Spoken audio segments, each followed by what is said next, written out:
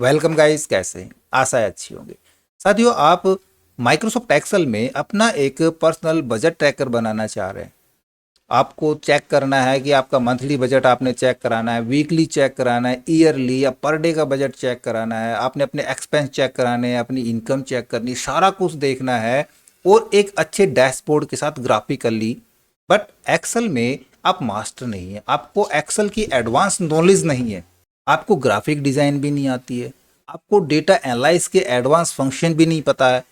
तो सिंपल तरीके से, बिल्कुल आसानी से और एक हम डायनेमिक इस प्रकार का इंटरेक्टिव बजट ट्रैकर किस प्रकार से बनाएंगे, ये स्टेप बाय स्टेप प्रैक्टिकल जानते हैं इस वीडियो में, तो इसमें तक बने रहिएगा। नमस्कार साथियों, मेरा नाम है मनोज कुमार और आप देख रहे हैं कंप्यूटर ज्ञान गुरु चैनल। तो चलिए सीख लेते हैं। देखिए, बजट ट्रैकर बनाने के लिए या कहें आपको अपना पर्सनल फाइनेंस ट्रैकर बनाना है, तो उसके लिए सबसे पहले तो आपके पास एक कैटेगरी वाइज लिस्ट होनी चाहिए। ठीक है, कोई भी एक लिस्ट तैयार कर ले, उसके अंदर कैटेगरी होनी चाहिए कि आपका जो भी इनकम या एक्सपेंस है वो किस कैटेगरी के अंदर आता है, और सब कैटेगरी होनी चाहिए, क्योंकि एक कैटेगरी के अंदर बहुत सारी सब कैटेगरी हो सकती है। जैसे ट्रांसपोर्ट हमारे पास मेन कैटेगरी होगी, तो ट्रांसपोर्ट के अंदर भाई ट्रांसपोर्ट आपके पास कोई व्हीकल है, उसकी सर्विस हो सकती है, उसका फ्यूल हो सकता है, या फिर आप पब्लिक ट्रांसपोर्ट से कहीं पे विजिट कर रहे हैं तो टैक्सी रेंट हो गया, बस रेंट हो गया ना। इस प्रकार की सब कैटेगरी बहुत सारी हो सकती है और उनको हमने एक मेन कैटेगरी के अंदर डाल लेना है। और तीसरा हमारे पास कैटेगरी टाइप, कि वो जो कैटेगरी किस प्रकार की कैटेगरी है, वो एक एक्सपेंस है या एक इनकम है या कोई रिपोर्ट नहीं है। मान लीजिए बैंक ट्रांसफ़र है, हमने बैंक ट्रांसफ़र किया है एक अकाउंट से दूसरे अकाउंट में, या टेम्परेरी हमने अपने फ्रेंड्स को ट्रांसफ़र किया है, वो अगले दिन ट्रांसफ़र कर देता है। इस प्रकार की एंट्री आप एक्सपेंस में नहीं रखना चाह रहे, इनकम में नहीं रखना चाह रहे हैं, तो उसको नो रिपोर्ट में भी रख सकते हैं। इस प्रकार की भी आप कोई भी एक टाइप ले सकते हैं। और जो भी आपके पास, ये देखो बहुत बड़ी लिस्ट हो सकती है, मैंने छोटी सी लिस्ट ली है। अब ये आगे बढ़ भी सकती है, कोई और सब कैटेगरी जुड़ गई तो सब कैटेगरी हमको ऐड करानी पड़ेगी। कोई नई कैटेगरी है हमने नहीं जोड़ी है, बाद में जोड़ना चाहें तो बाद में जुड़े, और हमारा वो डेटा ऑटोमेटिक उस कैटेगरी को उठा ले, पिक करा ले, तो उसके लिए हम इस डेटा को टेबल फॉर्मेट में कन्वर्ट करा लेंगे। उसके लिए कीबोर्ड से करेंगे कंट्रोल टी प्रेस, और यहाँ पे माई टेबल एज हेडर को चेक रहने देंगे और ओके करा देंगे, तो इसको हम टेबल फॉर्मेट में ले लेंगे।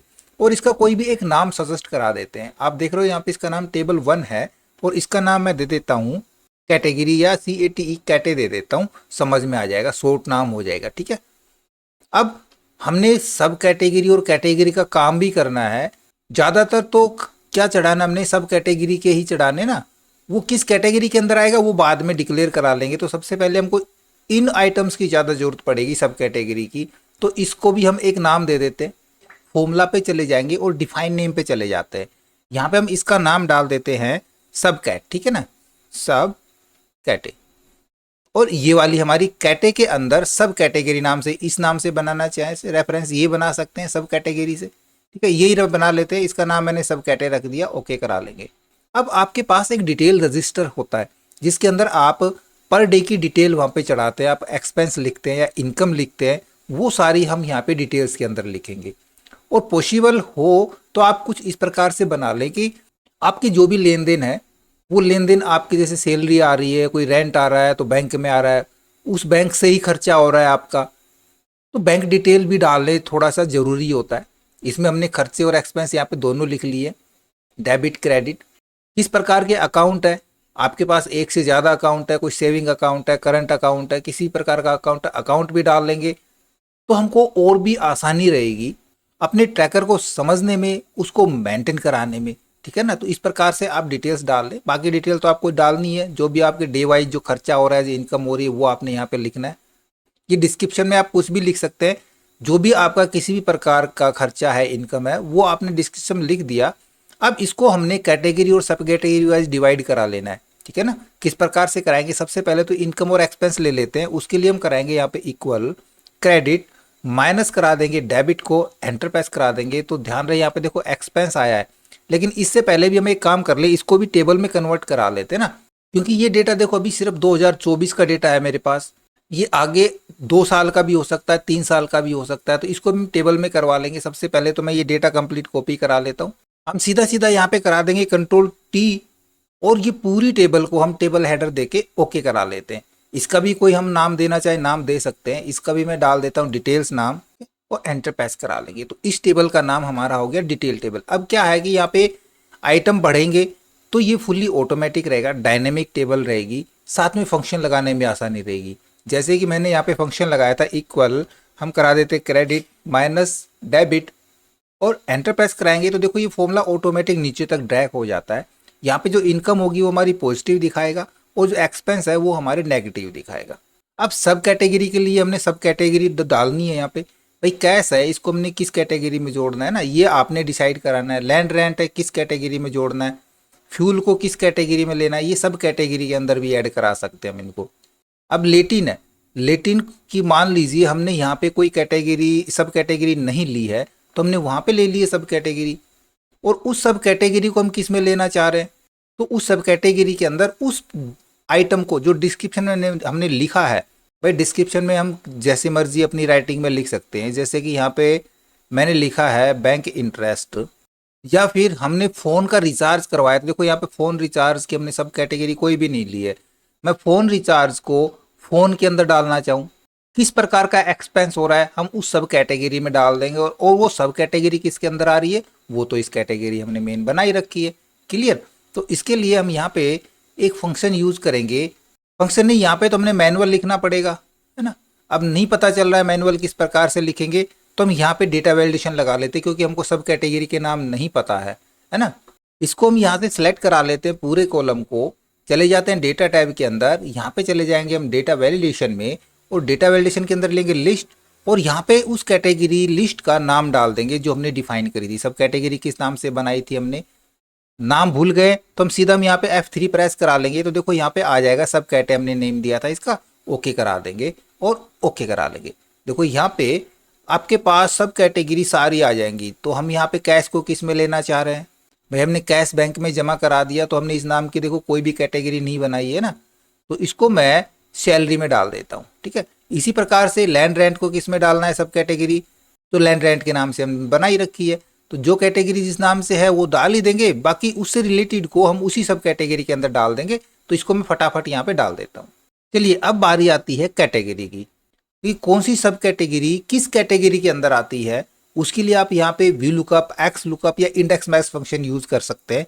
मेरे पास एक्स लुकअप फंक्शन यहाँ पे अवेलेबल है तो मैं एक्स लुकअप फंक्शन यूज करूंगा। लुकअप वैल्यू के अंदर मैं ये डाल देता हूँ, कोमा करेंगे। लुकअप एरे मेरे पास यहाँ पे है, लुकअप एरे मैंने ये लेना है। रिजल्ट एरे के अंदर मेरे को ये चाहिए। अब देखो एक पैरामीटर और यहाँ पे पूछ रहा है, यदि मैं यहाँ पे कोमा डालता हूँ तो इफ नोट फाउंड, यदि कोई सब कैटेगरी नहीं मिलती है या कोई कैटेगरी नहीं मिलती है तो हम यहाँ पे कह सकते हैं प्लीज ऐड सब कैटेगरी। ठीक है, कि आपको एक नई कैटेगरी जोड़ने की जरूरत है, एंटर प्रेस करा लेंगे। क्लियर। यहाँ पे इसी प्रकार हमने टाइप उठाना है, टाइप के लिए भी सेम हम यहाँ पे एक्स लुकअप पे यूज करा लेंगे। उसी प्रकार से लुकअप वैल्यू ये डाल देनी है, बट इस बार हमने लुकअप एरे के अंदर तो ये हो गया और रिजल्ट एरे के अंदर टाइप को ले लेना है। और उसी प्रकार से यहाँ पे हम डाल देंगे, अगर कैटेगरी नहीं मिलती है तो ऐड न्यू सब कैटेगरी, है ना। बस ब्रैकेट क्लोज करा के एंटर प्रेस करा लेंगे। यहाँ तक फंक्शन हमारे क्लियर हो जाते हैं। ये काम रेडी होने के बाद अब हमारे पास आता है इसका विजुअलाइजेशन के लिए कि हम सभी की रिपोर्ट किस प्रकार से तैयार करेंगे।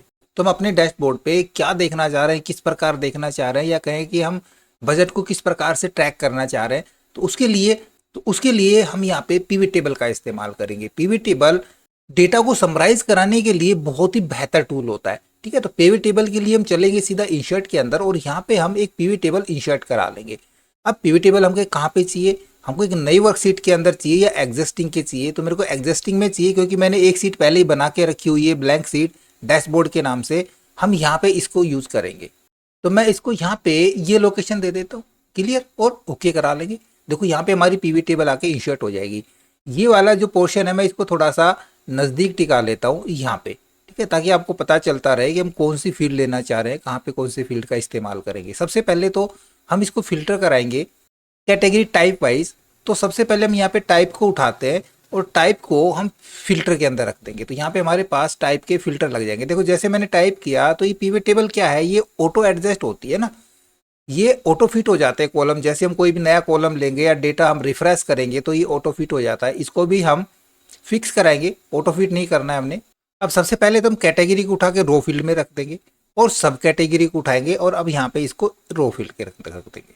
हमको क्या चीज़ देखनी है, हमको सबसे पहले तो भाई इनकम भी चेक करानी है और एक्सपेंस भी चेक कराना है। तो इनकम एक्सपेंस वाले कॉलम को उठा के वैल्यू के अंदर रखा देंगे और यहाँ पे हमको पहले तो इनकम का देखते हैं। तो जो फिल्टर टाइप है हमारा, यहाँ से फिल्टर के अंदर से मैं इसका सिर्फ इनकम का ले लेता हूँ, ओके करा लेंगे।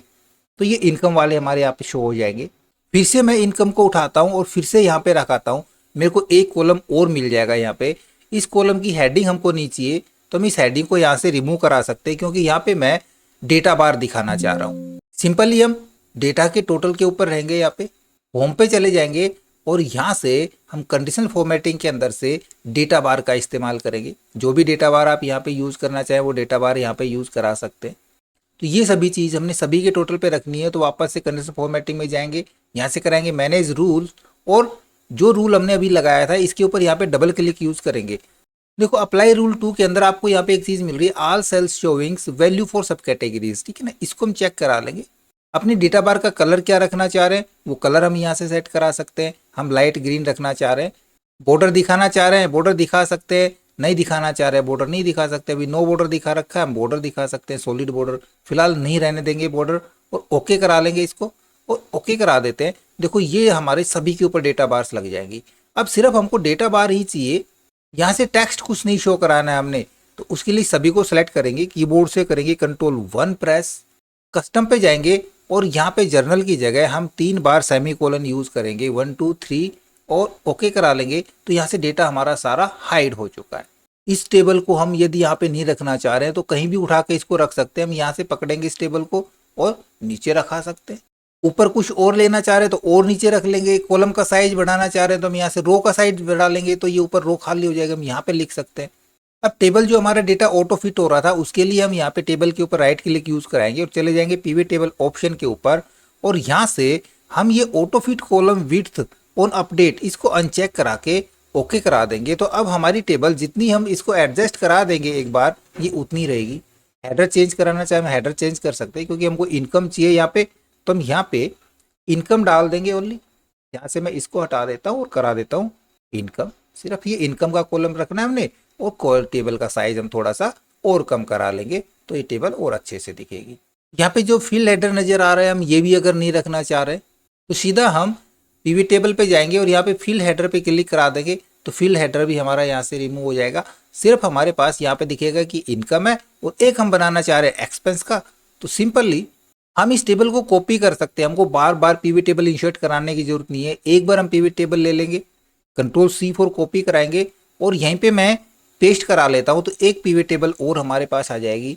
ये हमको किस चीज़ के लिए दिखाना है, ये हमको एक्सपेंस के लिए दिखाना है। तो यहाँ पे हम एक्सपेंस सेलेक्ट करा देंगे, ओके करा लेंगे, तो ये बन जाएगी हमारी एक्सपेंस के लिए। अब सबसे पहला तो हमको यहाँ से सब कैटेगरी नहीं चाहिए तो सब कैटेगरी हम यहाँ से रिमूव करा देंगे। दूसरा ये एक्सपेंस के लिए तो हम यहाँ पे यूज कराएंगे एक्सपेंस का और इसको हम असेंडिंग या डिसेंडिंग ऑर्डर रखना चाहें तो वो रख सकते हैं, क्योंकि उससे हमको ये देखने में आसानी रहेगी कि सबसे ज़्यादा खर्चा हमारा किस कैटेगरी के ऊपर हो रहा है। उसके लिए हम यहीं पे राइट क्लिक यूज़ करेंगे, शॉर्ट करा लेंगे A to Z या Z to A, तो हम छोटे से ज़्यादा की तरफ चलते हैं। यहाँ पे देखो एजुकेशन माइनस में दिखा रहा है, बाकी खर्चे हमारे बहुत ज़्यादा है। अब यहाँ भी हमको डेटा बार दिखानी है, क्योंकि विजुअलाइजेशन के लिए डेटा बार या चार्ट बहुत ज़रूरी होता है दिखाने के लिए। तो सेलेक्ट कराएंगे, वापस से कंडीशनल फॉर्मेटिंग में जाएंगे, यहाँ भी हम ले लेते हैं बार चार्ट। देखो यहाँ पे एक बार चार्ट लेफ्ट में जा रहा है, ये ज़्यादा अगर माइनस है तो सारे लेफ्ट में जा सकते हैं। यहाँ पे कुछ राइट में आ रहे हैं, मैं इन सभी को चेंज करना चाह रहा हूँ। तो वापस से हम चले जाएंगे मैनेज रूल्स के अंदर, इसके ऊपर यहाँ पे डबल क्लिक यूज कराएंगे और इसको करा लेंगे ऑल सेल्स शोविंग के ऊपर क्लिक। इसको हम कलर यहाँ से चेंज करना चाहें कर सकते हैं, ये वाला कलर रखें तो ये रख सकते हैं। मैं ये वाला कलर ले लेता हूँ इसका। और ये देखो मेरे पास एक माइनस आई है क्योंकि मैंने सारा डेटा कॉपी पेस्ट किया है, लेकिन क्या होता है एक्सपेंस सारे हमारे माइनस में होने चाहिए थे ना, तो ये सारे माइनस में आते हैं। मैंने शायद गलत डेटा कॉपी पेस्ट करा दिया, चेक करा लेंगे। सारे माइनस में आएंगे तो सारे लेफ्ट आएंगे ये चार्ट आपके। तो इनको हम डायरेक्शन चेंज करा देंगे, हम देखना चाह रहे हैं राइट टू लेफ्ट इसको, और ओके करा लेंगे और ओके करा देंगे तो सारे हमारे राइट टू लेफ्ट चलेंगे। तो मैं इनका डेटा चेंज करा लेता हूं, बट उससे पहले हम यहाँ पे एक चीज़ और दिखा देते हैं। मैं इसको टोटल्स को प्रतिशत में देखना चाह रहा हूँ, तो उसके लिए एक काम और करेंगे। यहाँ पे हम एक कॉलम इसको फिर से यहाँ पे लिखता हूँ मैं इनकम को, और यहाँ पे इनकम को फिर से डाल देता हूँ। ये नीचे आ गया, मैं इसको ऊपर डालता हूँ। क्लियर, यहाँ पे डाल देंगे, इसके ऊपर राइट क्लिक यूज कराएंगे और समराइज करेंगे वैल्यू ग्रांड टोटल प्रतिशत के अकॉर्डिंग। तो ये सारे हमारे प्रतिशत पे आ जाएंगे। यहाँ पे हम इसको चेंज करा सकते हैं, इसका हेडर भी टोटल प्रतिशत, ठीक है।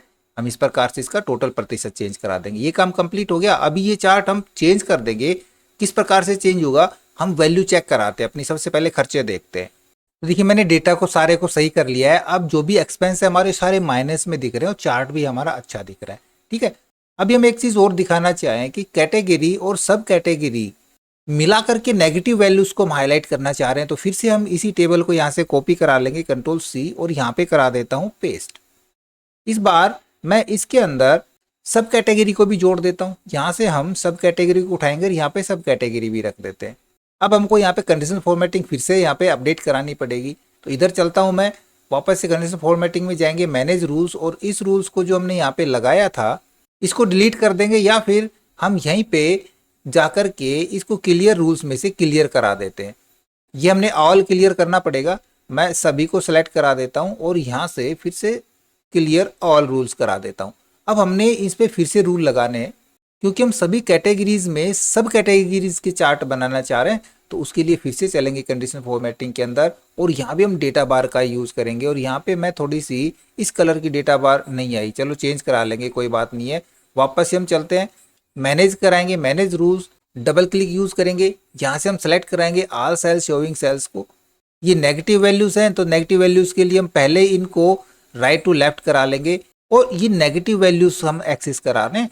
अब नेगेटिव वैल्यू के लिए हमने कलर लेना है। वो कलर हमारा बाय डिफॉल्ट रेड आया था, हम यहाँ पे वो कलर ये वाला लगाना चाह रहे हैं। ओके करा देंगे, ओके करा के और ओके करा लेंगे। तो लीजिए हमारा सभी नेगेटिव वैल्यूज के लिए ये वाला ग्राफ बन के तैयार हो चुका है।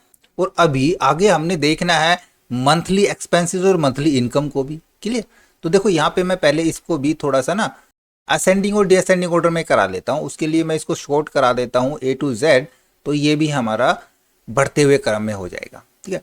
फिर से हम क्या करें, नी पिवट टेबल लेंगे, यहीं से इसी को कॉपी करा लेते हैं और कहीं भी एक जगह देख करके हम इसको पेस्ट करा देते हैं। बट यहाँ पे हमको एक्सपेंस, ये सैलरी कैटेगरी और सब टोटल नहीं, सब कैटेगरी नहीं चाहिए। इन दोनों को हम यहाँ से हटा देंगे। यहाँ पे हमको लेना है डेट को, ठीक है। तो डेट और मंथ वाइज ये पूरा डेटा यहाँ पे नजर आ रहा है आपको। यहाँ से हम इसको हटा रिमूव करा सकते हैं, सिर्फ हमको यहाँ पे इनकम वाला सेल रखना है। अब इस जगह पे मैं यहाँ पे किसी भी सेल के ऊपर राइट क्लिक यूज कराता हूँ और ग्रुप में चला जाता हूँ यहाँ पे। तो आप यहाँ पे देखोगे ये डेज और मंथ के हिसाब से ग्रुप किए हुए हैं। हमको डेज और मंथ नहीं लेना है, हमको मंथ और ईयर लेना है। तो यहाँ से हम डेज को नहीं मंथ को सिलेक्ट कराएंगे और कंट्रोल के साथ ईयर को भी सिलेक्ट करा लेंगे और ओके करा देंगे। तो आप देखोगे ये मंथ और ईयर वाइज सिलेक्ट हो जाता है, क्योंकि हमको हर साल का चाहिए ना, सिर्फ एक ही साल का नहीं। हमको 2024 के बाद 2025, 2026 ऐसे हर साल का मंथली डेटा चाहिए होता है। यहाँ भी हम कंडीशनल फॉर्मेटिंग लगा लेंगे, सभी को सिलेक्ट करा लेंगे। वापस से जाएंगे कंडीशनल फॉर्मेटिंग के ऊपर, ये न्यू रूल हम ले रहे हैं यहाँ पे डेटा बार्स का। डेटा बार्स हम यहाँ पे यूज कर रहे हैं। इसके कॉलम थोड़ा सा एडजस्ट करा लेते हैं, थोड़ा सा सही से दिखे, ठीक है। इस कॉलम को कम करा देते हैं। फिर से हम इसी की कॉपी बनाएंगे। ये देखो हमने लिया है इनकम का, हमको एक्सपेंस का भी चाहिए, तो कॉपी करा के यहीं पे हम इसको पेस्ट करा लेते हैं। क्लियर, और यहाँ पे सबसे पहले तो इसकी फील्ड को चेक करा देंगे और इसको हम ले लेंगे एक्सपेंस के लिए, ओके करा लेंगे। इसकी भी कंडीशनल फॉर्मेटिंग को हम थोड़ा सा मैनेज करा लेंगे, सेलेक्ट कराएंगे इसको। यहाँ से कंडीशनल फॉर्मेटिंग पे चले जाएंगे, यहाँ से करेंगे मैनेज रूल, इसी को डबल क्लिक यूज करा के यहाँ पे हम ऑल सेल शोइंग को सिलेक्ट कराएंगे। नेगेटिव पे क्लिक करा लेंगे, कलर यहाँ से चुनेंगे हम और ओके करा लेंगे। और इसको हम करा देंगे राइट टू लेफ्ट और ओके, देन ओके। ये चार्ट भी हमारा हो जाएगा। अब देखिए यहाँ पे थोड़ा सा ये सेल्स कम ज़्यादा हो रहे हैं ना, तो मैं यहाँ पे एक काम कराता हूँ, एक सेल और इंसर्ट करा लेता हूँ और यहाँ पे हम एडजस्ट करा लेंगे इस वाली पीवी टेबल को। यहाँ से हम इसको पकड़ के और इधर रखा देते हैं। इन कॉलम्स को बढ़ा लेंगे तो ये भी अच्छे दिखेंगे। लीजिए कितना अच्छा दिखने लगा हमारा चार्ट। अब फिर से मैं इसी की एक कॉपी और बना लेता हूँ, कॉपी कराता हूँ इसको मैं और इधर मैं पेस्ट करा लेता हूँ। अब मेरे को चाहिए हमारी शुद्ध बचत कितनी है, तो उसके लिए देखो यहाँ पे हम दोनों चीज़ें एक्सेप्ट करा लेंगे, इसको भी और पहले देखो एक बार में एक चीज़ हो रही है, हम यहाँ पे मल्टीपल आइटम्स पे चेक करा लेंगे तो ये मल्टीपल आइटम चेक हो जाएंगे और ओके करा लेंगे। तो अब जो हमारी यहाँ पे आ जाएगी ये हमारी शुद्ध बचत यहाँ पे आ जाएगी। इसकी डेटा बार की डायरेक्शन भी हम यहाँ से करा लेते हैं। वापस से हम कंडीशनल फॉर्मेटिंग में चले जाएंगे, मैनेज रूल्स कराएंगे और इसी को हम सभी के ऊपर करके और राइट टू लेफ्ट करा देते हैं। कलर भी हम इसका कुछ डिफरेंट ले लेते हैं। हम यहाँ से कलर चुनते हैं इसका, ये हमारी शुद्ध बचत है तो थोड़ा सा इसको हम डार्क में ले लेते हैं। ओके करा लेंगे, ओके करा लेंगे। ये हम ना राइट टू लेफ्ट नहीं हुआ, फिर से करा लेते हैं। मैनेज रूल्स, डबल क्लिक कराएंगे और यहाँ पे राइट टू लेफ्ट नहीं, left to right, then okay और ओके। क्लियर, ये भी हमारा सही से बन गया। अब इनको अच्छे से हमने रिप्रेजेंट करना है, हमने पूरी तालिकाएं अपने अच्छे से देखनी है। तो उसके लिए हम यहाँ पे एक स्लाइसर ऐड करेंगे। आप उसके लिए किसी भी एक पीवी टेबल के ऊपर रह सकते हैं। हम ऊपर पीवी टेबल एनालिसिस में जाएंगे और यहाँ से करा देंगे इंसर्ट स्लाइसर। और यहाँ पे हमको स्लाइसर किस चीज़ का चाहिए, हमको स्लाइसर यहाँ पे मंथ का और ईयर का स्लाइसर चाहिए। ओके करा लेंगे। इन दोनों को मैं थोड़ा सा यहाँ पे रख के एडजस्ट करा लेता हूँ। पहले तो ये स्लाइसर है, हम यहाँ से इसको थोड़ा सा साइज कम करा लेंगे। देखो यहाँ पे जो डेट नहीं है ग्रेटर देन लेस देन वो भी यहाँ पे दिखा रहा है। कोई नहीं, अभी इनको हटा देंगे। ये स्लाइसर भी हम यहाँ पे ऐड कराएंगे। अब ये दोनों स्लाइसर हमारे यहाँ पे एडजस्ट नहीं हो रहे तो इन दोनों को हमने एडजस्ट करना है। अब इसका साइज कम करा लेते हैं थोड़ा सा इस वाले का। अब देखिए यहाँ से जो less than greater than date है ये हमको नहीं चाहिए, इनको हम हटाना चाह रहे हैं क्योंकि ये अपने आप उठा लेता है जब इसको हम मंथ और ईयर वाइज लेते हैं, तो है ना। तो इसके लिए हम राइट क्लिक करा लेंगे इस पे स्लाइसर के ऊपर कहीं भी। राइट क्लिक कराने के बाद चले जाएंगे स्लाइसर सेटिंग्स में। सेटिंग्स के अंदर देखो आपको यहाँ पे मिल रहा है डिस्प्ले हेडर। तो ये डिस्प्ले हेडर में सिर्फ ईयर रखना है हमने, उसके साथ डेट को नहीं रखना है। तो डेट को हटा लेंगे और करा देंगे hide items with no data. जिन आइटम्स के अंदर डेटा नहीं है वो हाइड करा देंगे, ओके करा लेंगे। देखो यहाँ पे सिर्फ हमारा ईयर बच जाएगा। अब जब भी कोई आगे नेक्स्ट ईयर आएगा तो ऑटोमेटिक यहाँ पे जुड़ता भी चला जाएगा। अब चलते दूसरे स्लाइसर के ऊपर, इसको भी हम थोड़ा सा कम करा ले तो यहाँ पे दोनों चीज़ें हमारे पास आ जाएगी। देखो हमारे पास टेबल से बच गई, दोनों स्लाइसर भी यहाँ पे आ गए। बट मंथ स्क्रॉल करने पड़ रहे हैं। यहाँ भी देखो डेटा हमारे पास जो अभी नहीं है वो भी दिखा रहा है। तो वापस से राइट क्लिक यूज़ करते हैं। पहले तो सेटिंग्स में जाएंगे और वही सेटिंग उसी प्रकार से हमने यहाँ से मंथ रखना है, डेट हटा देना है और इस वाले सेल को चेक करा लेंगे। ओके, डेटा हट गया। अब मंथ हमारे इतने ही है तो क्यों नहीं इनको 2 कॉलम में रख ले। उसके लिए स्लाइसर पे रहेंगे, इसमें स्लाइसर ऑप्शन पे चले जाएंगे हम यहाँ से, या फिर आप ऊपर देखोगे तो आपको यहाँ भी मिल रहा होगा कॉलम्स का स्लाइसर का। हम यहाँ पे 2 कॉलम में रखना चाहें डेटा या 3 कॉलम में, और इसको हम यहाँ से यूँ कम करा सकते हैं। बाद में जब मंथ जुड़ेंगे, अभी मेरे पास तो यहाँ पे सारे मंथ मैंने ले रखे हैं। यदि मंथ कम लिए आपने पहले और बाद में मंथ बढ़ाना चाहें तो बढ़ जाएंगे। तो फिलहाल मैं इसको यहीं पे एडजस्ट करा लेता हूँ और दोनों स्लाइसर को थोड़ा सा नीचे खिसका लेता हूँ ताकि हम ऊपर हेडर डालें तो कंप्लीट एक हेडर हमारे पास वहाँ पे बन के आ जाए। हेडर क्यों डालना है हमने बताना भी तो है ना, ये किस चीज़ के लिए डैशबोर्ड है। इस तो अच्छा सा हम यहाँ पे हेडर डाल सकते हैं इसको सजाने के लिए। पूरी सीट के लिए हम इसके व्यू में जा कर के और ग्रिड लाइन्स हटा देंगे इस सीट का, तो देखो ग्रिड लाइन्स हट जाएंगी, सीट हमारी और भी अच्छी लगने लगेगी। थोड़ा सा और अट्रैक्टिव दिखाना। ये सारी जितनी भी हमने पीवी टेबल ली है सारी हमारी देखो सेम सेम दिख रही है। हम क्या करें, यहाँ से सेलेक्ट करा लें पीवी टेबल को और डिज़ाइन में जा कर के हम इसका डिफरेंट कलर ले लेते हैं। इस टेबल का ये एक्सपेंस है तो थोड़ा सा इसको हम रेड में दिखा दें। ये पिंक है, रेड कलर ये ले लेते हैं। इसी प्रकार जो इनकम है उनको हम ग्रीन से दिखा दें। यहाँ पे देखो ये वाला सेल है, ये वाली टेबल को हम ग्रीन में दिखा लेते हैं और ये वाली टेबल को वापस से रेड में दिखा लेते हैं। इसको सेलेक्ट करा देंगे और इसको मैं रेड में दिखा देता हूँ। ये चीज़ हमने हेडर चेंज नहीं किया था, ये हेडर होगा नेट सेविंग, ये नेट सेविंग हो जाएगी। यहाँ पे अलाइनमेंट सभी का आप एक साथ कर सकते हो। सेलेक्ट करा के हम सभी का अलाइनमेंट एक ही बार में सेंटर से करा सकते हैं। इन सभी को हम सेंटर में कराना चाहें, इन सभी का अलाइनमेंट भी हम सेंटर में करा सकते हैं। अब देखो यहाँ पे मैं किसी भी एक मंथ पे क्लिक कराता हूँ तो सिर्फ यहाँ पे ये जो पहले वाली जो पीवी टेबल है इसी के ऊपर ये फर्क पड़ रहा है। हम चाह रहे हैं कि सभी पे वो डेटा नजर आए, ये स्लाइसर सारी पीवी टेबल पे एक साथ काम करे। तब उसके लिए हमने इन सभी टेबल्स को ग्रुप कराना होगा। स्लाइसर के ऊपर रहेंगे और इस स्लाइसर के ऊपर जाके हम देखेंगे स्लाइसर्स में सेटिंग में जाते हैं, रिपोर्ट कनेक्शन यहाँ पे आपको मिल रहा होगा। रिपोर्ट कनेक्शन के अंदर जितनी भी यहाँ पे टेबल होंगी वो सारी यहाँ दिखाएगा और इन सभी टेबल्स को हमने इस स्लाइसर के साथ जोड़ देना है, ओके करा देंगे। इसी प्रकार इसके ऊपर भी हम रहेंगे रिपोर्ट और यहाँ भी सारी टेबल्स को हम इसके साथ ऐड करा देंगे और ओके करा लेंगे। अब यहाँ पे देखना, मैं जनवरी पे क्लिक कराता हूँ, फरवरी पे देखता हूँ, जून का, या फिर मैंने सिर्फ जनवरी फरवरी मार्च 3 महीने का देखना है तो हम कंट्रोल के साथ 2 और 3 इस प्रकार से मंथ क्लिक कराएंगे तो तीनों महीने का मैंने यहाँ पे जनवरी और मार्च का करा दिया, फरवरी का यहाँ पे क्लिक कराता हूँ मैं, तो ये जनवरी फरवरी मार्च का सभी का डेटा नजर आ रहा है।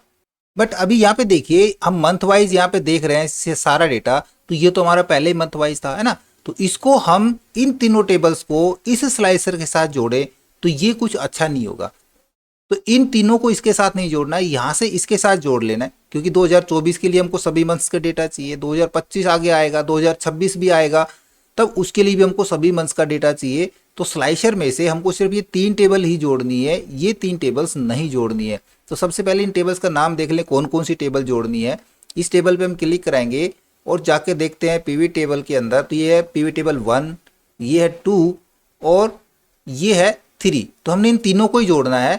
तो उसके लिए स्लाइसर पे फिर से हम चलते हैं कनेक्शन के ऊपर, यहाँ पे क्लिक कराएंगे स्लाइसर पे और स्लाइसर में रिपोर्ट कनेक्शन के अंदर जाके देखते हैं हम, तो हमने सिर्फ 1 2 और 3 को जोड़ना है, बाकी हमने किसको नहीं जोड़ना है, 4 5 6 को हमने नहीं जोड़ना है। एक बार फिर से चेक करा लेते हैं, यहाँ पे हम कनेक्शन में जा करके, तो हमारे पास सारे रिमूव हो गए। मैं यहाँ से किस किस को कनेक्शन कराना है, मैंने सिर्फ 1 2 और 3 को कनेक्शन कराना है, इनको नहीं कराना है, ओके करा लेंगे। तो सिर्फ ये 3 कनेक्शन रहेंगे इस वाले मंथ से, क्योंकि बाकी तो ये मंथ तो पूरे हमने देखने ही है। इनका कनेक्शन हम मंथ वाले से नहीं रखेंगे, मंथ वाले से इन 3 टेबल्स का कनेक्शन रखेंगे और ईयर वाले से सभी का रख लेंगे, क्योंकि आगे हमारा डेटा 2025-26 का भी आएगा। ओके, बस अब इसमें हम थोड़ा सा और करेक्शन करा लेते हैं। करेक्शन नहीं कराना है, हमने अपने डेटा को थोड़ा सा सजाना है यहाँ पे। उसके लिए हम हेडर रो का यहाँ पे हमने जगह छोड़ी थी, इस हेडर रो का इस्तेमाल करेंगे। इसमें हम कोई भी अपनी मर्जी से कलर यहाँ पे सेट करा सकते हैं, किस प्रकार का हमको कलर चाहिए। अपनी हेडिंग डालना चाहेंगे हम यहाँ पे इनकम एंड एक्सपेंस, साथ में हमको भाई यहाँ पे टोटल इनकम एक्सपेंस और नेट सेविंग भी यहाँ पे नजर आती रहे। तो उसके लिए हम इक्वल साइन के साथ रेफरेंस दे देंगे यहाँ का, एंटर प्रेस करा लेंगे। ये तो हमारा हो गया टोटल इनकम। इधर हम एक्सपेंस करा लेंगे इक्वल के साथ, ये रेफरेंस हम दे देंगे, एंटर प्रेस करा लेंगे। और अब इक्वल के साथ हम इन दोनों को प्लस करा देंगे, दोनों का रेफरेंस हम इकट्ठा दे देंगे, एंटर प्रेस करा लेंगे। तो ये हो जाएगा हमारा नेट सेविंग। बस इनको भी हम अच्छे से सजा सकते हैं, बोल्ड कर सकते हैं, कलर चेंज कर सकते हैं। अब ऊपर एक रो और हमारे पास नहीं है, वरना इसकी हेडिंग भी डाल देते, यहाँ पे क्या चीज़ें नहीं है तो हम ये इंसर्ट करा लेंगे एक टेक्स्ट बॉक्स। यहाँ पे टेक्स्ट बॉक्स के अंदर हम लिख देंगे, सेंटर से अलाइन करा देते हैं। टेक्स्ट बॉक्स की सेटिंग क्या रखनी है हमने, इसको नो फिल करा देना है, बॉर्डर को भी नो बॉर्डर नो आउटलाइंस करा लेंगे। ये अच्छा सा टेक्स्ट बॉक्स दिख रहा है। इसी को कंट्रोल के साथ इधर रखा देंगे और या कंट्रोल डी प्रेस करा देंगे तो भी ये आ जाएगा। इसके अंदर डाल देते हैं हम एक्सपेंस और ये हो जाएगी हमारी नेट इनकम या नेट सेविंग कह सकते हैं। इनमें करेंसी सिंबल जोड़ना चाहें तो करेंसी सिंबल भी जोड़ सकते हैं। हम करेंसी सिंबल पे चले जाएंगे और जो सिंबल आप लगाना चाहें, डॉलर का साइन या रुपीज़ का साइन, वो हम यहाँ से चुन लेंगे। बस थोड़ा सा हमको अब इसका साइज़ कम करने की ज़रूरत है। ये सिंबल्स यहाँ पे अच्छे से नज़र आने लगेंगे। यहाँ पे देखो इसका साइज़ ना ज़्यादा है इसलिए दिख नहीं रहा होगा, डेसिमल कम करा देते हैं, दिखने लग जाएगा। अब इसको आप अच्छे से चेक करा सकते हैं कि किस प्रकार से आपने ये पूरा ट्रैकर बनाया, क्या सही से ये काम कर रहा है या नहीं कर रहा है। प्रैक्टिस के लिए फाइल आपको नीचे डिस्क्रिप्शन में मिल जाएगी, आप इसी डेटा के ऊपर एक बार प्रैक्टिस कर सकते हैं या फिर इसमें मॉडिफाई करके अपनी लायक बनाना चाहें तो अपनी लायक बना सकते हैं। इसके बारे में अपनी ओपिनियन हमें कमेंट्स में लिख करके बताएं और इसमें क्या इंप्रूवमेंट कराना चाह रहे हैं वो भी यदि चाहते हैं तो वो भी हमको कमेंट्स में लिख करके ज़रूर बताएं। आशा करूंगा वीडियो आपको जरूर अच्छा लगा होगा। इसी प्रकार अच्छी वीडियो देखते रहने के लिए लगातार हमारे साथ बने रहे। हमारे वीडियोस को ज़्यादा से ज़्यादा हम दोस्तों में शेयर करें, में लाइक करें और यदि नए हैं हमारे चैनल पे तो हम सब्सक्राइब जरूर कर लें।